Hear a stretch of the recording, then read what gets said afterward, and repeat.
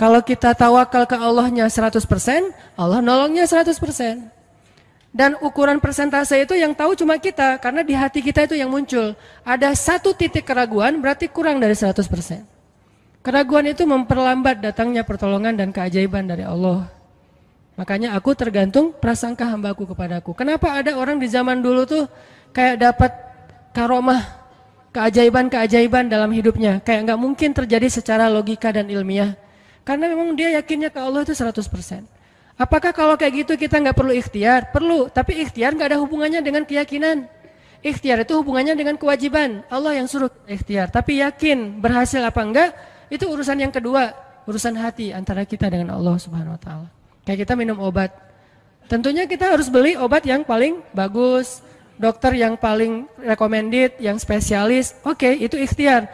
Tapi kalau sampai hati kita terlibat dengan ikhtiar itu, meyakini bahwa kalau ini pasti sembuh, kalau ini kayaknya nggak ada harapan, soalnya dokter juga nggak ahli, berarti hati kita sudah terpaut dengan makhluk dan berarti sudah berkurang yakinnya kepada Allah. Saat itu kita tidak akan melihat keajaiban.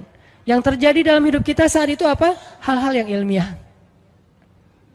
Kenapa kita hanya ngalamin hal-hal yang ilmiah? Karena kita yakinnya kepada hal yang ilmiah. Kenapa ada orang yang ngalamin hal-hal yang sifatnya miracle? Karena dia yakinnya kepada mukjizat. Yakinnya kepada aun atau pertolongan dari Allah Subhanahu wa taala. Jadi bukan kita tidak berikhtiar, ini bab a'malul qulub. Amal hati. Apakah hati kita yakin enggak sama Allah Subhanahu wa taala? Dan Umar mendengar cerita itu semakin yakin sama Allah. Makanya nanti muncul kasus di zaman Umar tuh luar biasa. Ini presiden kalau imannya 100% ke Allah, ada masalah di negaranya tuh dia tinggal bilang ya Allah beres tuh masalah. Jadi di Mesir waktu itu ada musim paceklik sampai sungai Nil tuh hampir habis tuh. Sehingga air sungai Nil nggak mengalir lagi ke ladang-ladang jagung, gandumnya orang-orang Mesir. Dan orang Mesir yang dulunya menyembah anak sapi betina mulai syirik lagi nih. Mulai berpikir, kalau kayak gini mah sama aja. Setelah Islam datang kita tetap aja susah, paceklik. Mending kita doa lagi ke nenek moyang kita, dewa-dewa yang dulu. Gubernur Mesir yang namanya Amr bin As waktu itu ngirim surat kepada Umar ke Madinah. Ya Amirul Mukminin, Mesir sedang diuji oleh Allah dengan kekeringan dan masyarakatnya hampir syirik. Kami mohon bantuan dari pusat, dari Madinah untuk membantu bagaimana mengatasi kekeringan di Mesir. Begitu surat itu sampai ke Umar bin Khattab, Umar nulis balik surat dalam bentuk doa. Bismillahirrahmanirrahim. Ya Allah, turunkanlah hujan untuk masyarakat rakyat Mesir. Dikirim ini surat ke Mesir. Waktu itu ibu katanya masih Alexandria, belum Kairo. Dikirim ke Alexandria, malam itu diambil sama Amr bin As. Pas dibaca oleh Amr bin As, Bismillahirrahmanirrahim. Ya Allah, berikan rakyat Mesir hujan yang mencukupi untuk mereka. Saat itu juga hujan turun. Sampai sungai Nil meluap dan menggenangi ladang-ladang jagung dan gandumnya orang-orang Mesir. Dan mereka bertakbir semuanya. Cuman ngirim surat doang dari Amirul Mukminin. Kan enak ya? Coba kalau kita hidup di zaman Umar. Ya Amirul Mukminin, saya belum dapat jodoh. Ya Allah beri dia jodoh. Beres. Cepet banget loh. Ya Amirul Mukminin, dia nolak saya. Ya Allah terimalah. Terima. Yang kemarin nolak hari ini. Kenapa ya saya jadi serak sama dia? Gara-gara doa Amirul Mukminin. Ini artinya teman-teman, keajaiban dari yakin kepada Allah itu luar biasa dari kisah bapak tadi itu. Kalau kita berbaik sangka kepada Allah. Kenapa enggak ikhtiar? Mungkin sudah ikhtiar, bikin pengairan segala macam tapi belum berhasil. Yang kurang cuma satu, doa. Doa mungkin udah banyak tapi belum diijabah karena doa-doa mereka tidak seajaib doanya Umar bin Khattab. Belum lagi Umar berdiri di atas mimbar. Ini mungkin terkenal nih, kejadian dalam perang Qadisiyah kalau nggak salah. Umar lagi khutbah Jumat di Madinah. Kaum muslimin lagi berperang di Irak melawan pasukan Persia, perang Qadisiyah namanya. Irak Madinah tuh kan kalau naik pesawat sekitar 2,5 jam, 3 jam, jauh tuh. Jakarta Medan lah, jauh. Nah, Umar lagi khutbah di atas mimbar, sholat Jumat, tiba-tiba tema khutbahnya tuh ganti gitu. Lagi ngomong tiba-tiba beralih tema. Wahai kaum muslimin, naiklah ke atas bukit itu, baliklah kalian mundur-mundur gitu. Jadi Umar tiba-tiba kayak ngomongin sesuatu yang gak nyambung. Orang-orang heran, nih Umar kenapa? Oh ya udah biarin, namanya juga Umar gitu kan. Dia punya Mungkin dia ngelihat setan atau apa, setan kan takut sama Umar. Diem. Udah selesai sholat Jumat, pada datang, ya Amirul Mukminin, tadi apa yang terjadi? Kenapa Amirul Mukminin ngomong sesuatu yang gak nyambung? Kita juga gak ngerti. Kata Amirul Mukminin, saya ngelihat Allah menampakkan kepada saya pasukan Islam di Qadisiyah yang terdesak, hampir habis dibantai sama musuh. Tapi saya ditunjukkan ke sebuah bukit yang mungkin mudah-mudahan itu jadi benteng untuk mereka berlindung. Saya suruh mereka naik. Orang kan gak langsung percaya kan? Bener gitu terjadi kayak gitu. Kalau Rasul ngomong, mungkin aku naik ke langit, Isra Mi'raj, oke lah, itu aja masih ada yang mendustakan. Ini Umar yang ngomong, bukan Nabi yang dapat wahyu. Orang gak langsung percaya. Selang beberapa minggu kemudian, pasukan Qadisiyah pulang. Jadi utusan mereka pulang bawa berita tentang kemenangan perang dalam perang Qadisiyah. Dia cerita, suatu hari di hari Jumat, kami sedang berperang. Kami terdesak, hampir habis dibantai sama musuh. Udah nggak ada jalan untuk berlindung. Tiba-tiba kami mendengar suara Umar. Amirul Mukminin berteriak, wahai kaum muslimin, naiklah ke atas bukit ini supaya kalian terlindungi. Akhirnya kami mundur naik ke atas bukit dan selamat waktu itu. Berarti benar-benar terjadi. Kok bisa? Ya, qadarullah. Ini keajaiban iman mereka. Apakah kita bisa mendapatkan pengalaman-pengalaman kayak gini? Bisa, kalau keimanan kita dengan level yang sama. Kalau nggak selevel yang sama pun minimal kita nusaddid. Kalau kita tidak bisa sama persis, minimal kita berusaha untuk nuqarib. Berusaha untuk pengalaman kita nanti walaupun nggak sama persis, mirip-mirip dengan pengalaman mereka. Lagi-lagi bukan berarti tidak berikhtiar. Ini keajaiban-keajaiban yang terjadi. Dan saya juga baru ngalamin kemarin pas saya di seminggu, nggak kurang dari seminggu yang lalu, saya baru pulang dari laut di Batu Karas. Di sini ada teman saya, Agi. Mana Agi? Nah, ini Agi ya. Ini by the way model model iklan. Ada deh pokoknya iklan jodoh maksudnya. Agi ini anak Batu Karas. Agi boleh diceritain? Agi ini anak Batu Karas. Batu Karas itu Jawa Barat, daerah Pangandaran. Dari Bandung kurang lebih 6 jam perjalanan. Kalau lagi ada ombak saya suka ke sana nonton orang main surfing. Nggak main sih, main dikit-dikit tapi nggak jago. Nonton orang main surfing.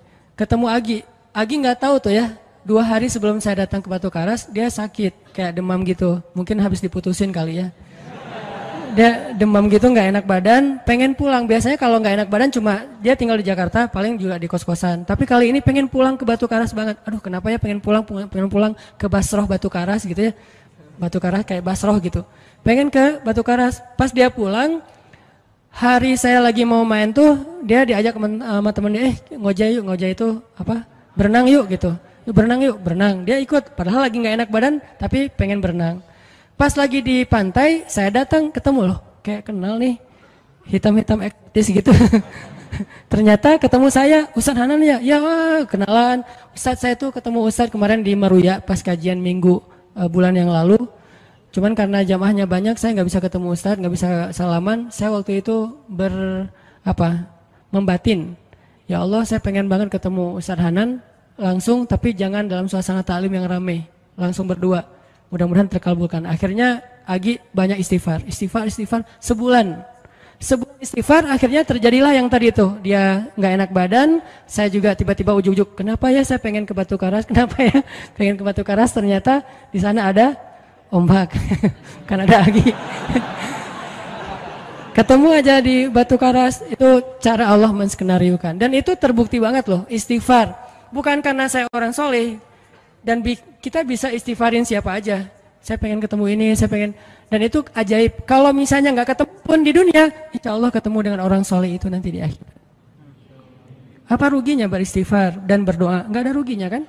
Ya Allah, saya pengen banget ketemu dengan, misalnya sebutlah ulama yang paling kita ngefans di dunia siapa gitu, dengan Imam Sudais, Imam Masjidil Haram. Pengen banget jabat tangan sama Imam Masjidil Haram yang imamin umat Islam seluruh dunia gitu.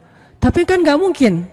Kita umroh, kita haji juga nggak bisa ketemu dengan Imam Sudais. Kita berdiri paling depan ya, di dekat dengan Hajar Aswad. Begitu mau sholat diusir tuh. Begitu selesai salam langsung dipagar betis sama askar-askarnya. Susah ketemu beliau tuh, ajaib banget kalau bisa ketemu. Tapi kan nggak ada salahnya beristighfar kan? Astagfirullah, astagfirullah, ya Allah, Sudais, astagfirullah, astagfirullah, Sudais, astagfirullah. Terus aja gitu. Pengen ketemu Sudais. Tiba-tiba bisa aja sudah datang ke Indonesia, ada seminar apa, mungkin bisa ketemu yang paling logisnya. Atau kalaupun nggak ketemu di dunia, tiba-tiba bangkit dari kubur di sebelah kita. Siapa? Kan kamu sering manggil saya dulu, siapa? Sudais yang mana ya? Imam Masjidil Haram, Masya Allah Syekh gitu. Dan orang soleh nanti di akhirat, dialah yang salah satu akan menyelamatkan kita dari perjalanan yang sulit.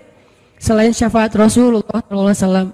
Jadi kalau disebut nama Nabi, kita spontan ya, Sallallahu Alaihi Wasallam. Kalau perlu bahkan kayak respect banget gitu. Kalau disebut nama Nabi langsung Sallallahu Alaihi Wasallam, karena luar biasa jasa Rasulullah.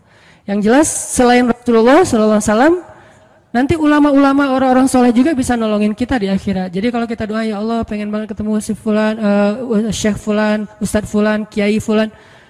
Kalau nggak ketemu pun di dunia, pasti ketemu di akhirat. Yang jelas harapan kita nggak mungkin Allah abaikan gitu aja, nggak mungkin.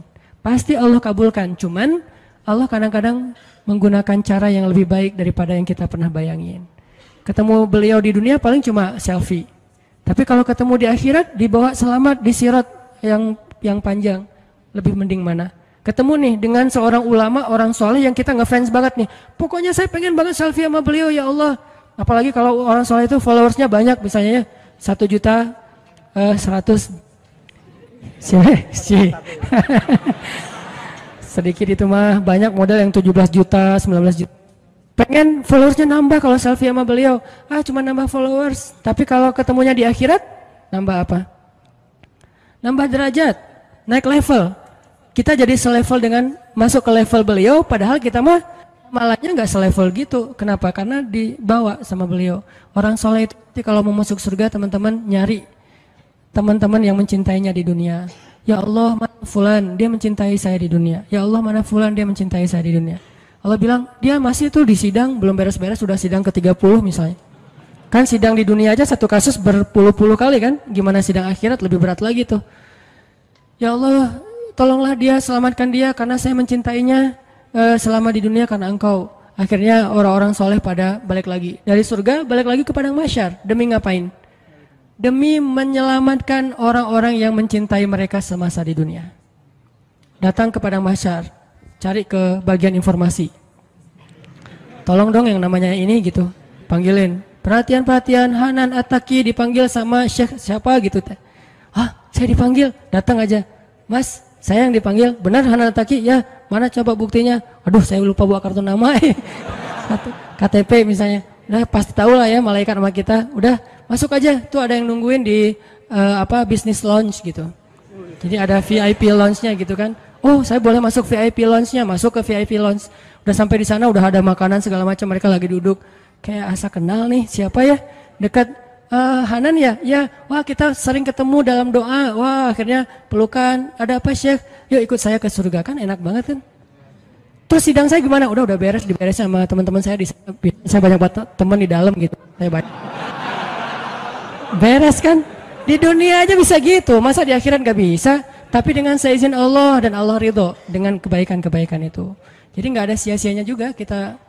Kan dulu saya pernah cerita yang Imam Ahmad bin Hambal kan, yang pengen banget ke Basrah, dan itu ternyata terjadi juga sama Agi. Dan terjadi juga sama salah seorang driver ojek online di Bandung. Baru 2 bulan yang lalu kejadiannya. Saya lagi datang ke markasnya Pemuda Hijrah, kita sering ada kayak rapat gitu di kantor. Markas kita namanya Masjid Al-Latif di dekat Gedung Sate. Datang dari pagi rapat sampai sore. Dan saya pakai baju main biasa, bukan pakai baju taklim. Sebetulnya sama aja sih. Nah, waktu itu sholat zuhur di Masjid Al-Latif, saya ngimamin sama asar. Habis asar pulang. Karena nggak nyetir sendiri, saya pakai online, saya order nih. Order, pakai ojek, ada yang ngambil. Drivernya ngambil, datang, jemput, pulang. Kemana? Ke Cimahi, pulang. Di tengah jalan dia nanya, Mas sering sholat di Masjid Al-Latif itu ya? Saya bilang, ya lumayan, saya bilang. Iya itu masjid rame banget, anak-anak muda pada numplak di situ taklim. Siapa sih itu, ada imam muda, bagus suaranya gitu. Ntar jangan GR dulu. Muzammil, oh iya Muzammil, ya bagus tuh. Tadi udah GR, ternyata salah. Oh Muzamil, benar-benar Muzamil tuh suaranya bagus banget ya, anak ITB kan? Ya anak ITB ya. Kalau Mas di situ sering ngimamin juga? Ya sesekali sih saya bilang. Dia mulai curiga gitu. Suka ikut talim juga di sana? Ya kadang-kadang saya bilang. Kenal sama Muzamil? Ya lumayan, padahal murid sendiri kan. Lumayan saya bilang. Oh Mas kayak nggak asing nih. Mas tadi ngimamin sholat zuhur bukan? Ya saya bilang. Mulai curiga kan dia. Mas namanya siapa sih Mas? Hanan saya bilang.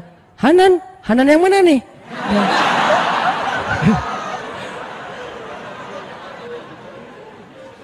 Saya bilang Hanan Taki. Wah langsung oleng dia mah.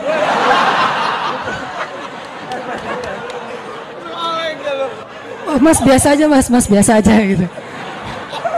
Ini benar Ustaz Hanan Taki, benar. Masya Allah, ya Allah, udah gitu kayak terharu gitu, heboh, semua orang pada ngelihat lampu merah lah gitu ya, pada ngelihat semuanya. Saya langsung pakai masker, gitu. Ustadz tahu nggak Ustadz, saya sebulan ini istighfar terus habis dengerin cerita Imam Ahmad bin Hambal yang ke Basrah, saya istighfar, ya Allah pengen banget ketemu Ustadz Hanan, tapi jangan ditaklim berdua, jadi bisa curhat-curhatan gitu. Ternyata Allah bikin skenario, saya order ojek online, dia ngambil, jadi ngobrol di jalan sampai ke rumah, akhirnya bertamu nggak pulang-pulang. Wah ini luar biasa cara Allah. Dan wallahi teman-teman, dan itu terjadi. Jadi udah 2 kasus nih yang saya alamin ya. Satu lagi yang ojek online tadi, dan dua-duanya hajatnya sebulan Allah kabulkan. Jadi kalau ketemu saya aja sebulan gampang, masa ketemu jodoh bertahun-tahun gak dapat ya? Gimana nih? Istighfarnya gimana nih? Ini terutama buat cewek-cewek nih. Kalau cewek-cewek kan nggak bisa nyari, masa cewek kayak kepo gitu kan nggak mungkin. Pura-pura follow, nge-like. Kok dia nge-like terus yang first like lah gitu? Nggak mungkin kan? Cewek kan agak-agak jaim. Ya udah istighfar aja deh. Banyak-banyak istighfar. Tiba-tiba ada yang kesandung jatuh di depan cewek, HP-nya jatuh. Dia pergi, HP-nya nomornya. Nggak penting sih ceritanya. Pokoknya ada. Ada jalan dari Allah yang kita nggak ngerti nih, yang jelas bisa. Kita tinggal yakin aja sama Allah, istighfar, Allah yang kasih jalan. Walladzina jahadu fina lanahdiyannahum subulana. Pokoknya kalau kalian bersungguh-sungguh kata Allah di jalan kami, udah kami kasih jalan-jalan keluar yang subul, jamak dari sabil, banyak banget jalan keluar di sisi Allah. Yang penting kita jahadu fillah, berusaha di jalan Allah Subhanahu wa taala.